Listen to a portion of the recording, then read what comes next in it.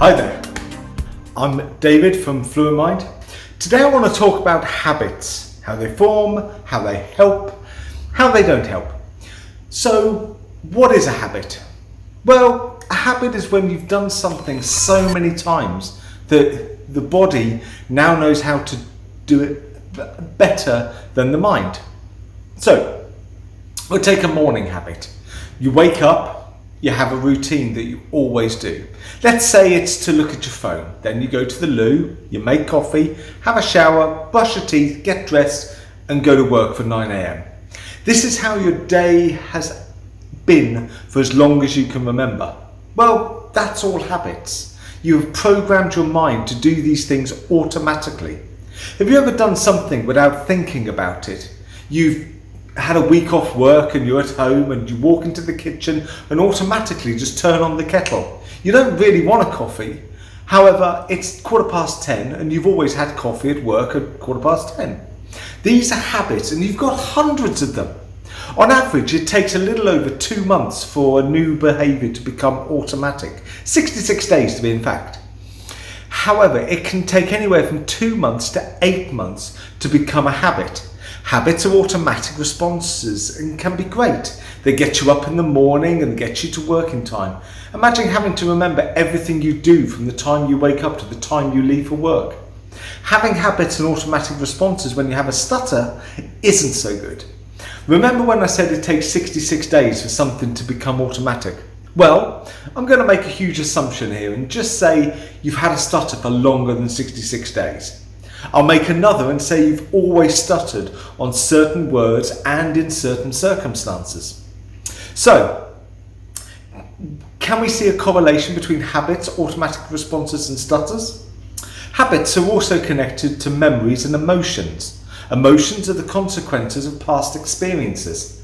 So if you've had a traumatic situation when you spoke, then the memory is formed, it's of pain, suffering and anxiety. Think of the memory as a picture which has all the details, all the emotions you felt and what others were doing in a crystal clear image. So the next time you speak, you've already been thinking about what happened previously, rehearsing it in your mind with all of the same emotions you felt when you first happened. It's the emotion that follows the thought. If you have a fearful thought, then you're going to feel anxiety.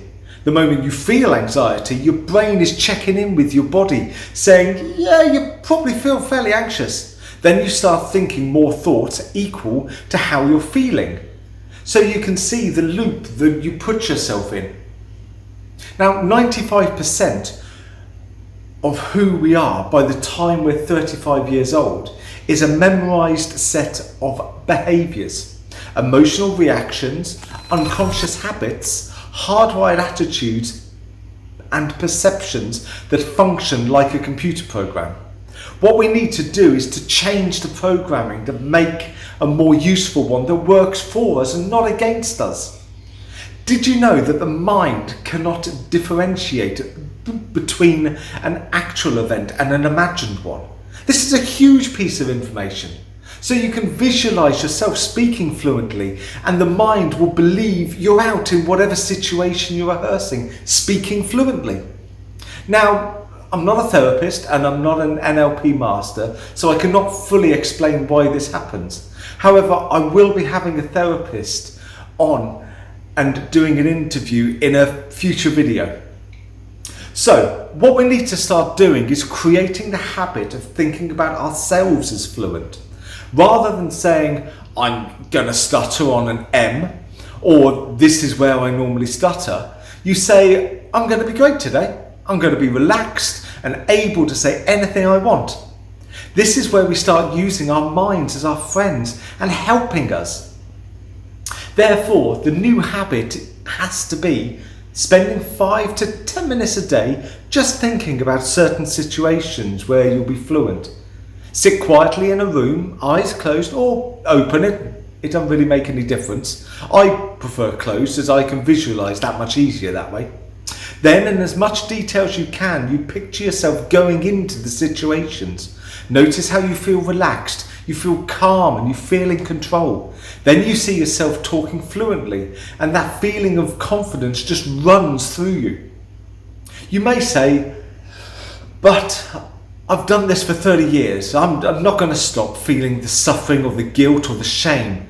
When you start to create change or a new habit, then the body is in the unknown. So the body says, I want to return back to the familiar territory. The body starts influencing the mind and it says, well, we'll start tomorrow, or you've always stuttered, or you'll never change. This isn't going to work for you. This just doesn't feel right. And so you respond to that thought as if it's true. Then that same thought will lead you to the same choice, create the same behavior, which will create the same experience, which produces the same emotion. There'll be times of doubt and there may be times you stutter. That's fine. Stuttering isn't going to cause a disaster and no one's going to die just because you stutter. Well, unless it's to tell someone to duck because a bar's about to hit him in the head. But seriously, how often does that happen? Get out of the habit of thinking I'm a stutterer and think I'm someone who occasionally stutters. Because that first defines who you are and the second defines an action that sometimes happens. This seems like a small thing, but in the mind it's absolutely huge. So to recap on what we've covered, habits are when you've done something so many times that your body now knows how to do it better than your mind does. It takes 2 to 3 months to form an automatic response, so you need to practice continuously for 2 months to then be able to do it on an unconscious level.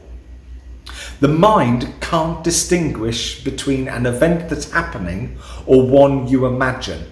So start imagining how it's going to go perfectly. Stop thinking of yourself as a stutterer, rather as someone who occasionally stutters. Well, that's it for today. Remember to subscribe and to like and also press the bell. That way you'll never miss another video that comes out. Take care, keep practicing, and we'll speak soon.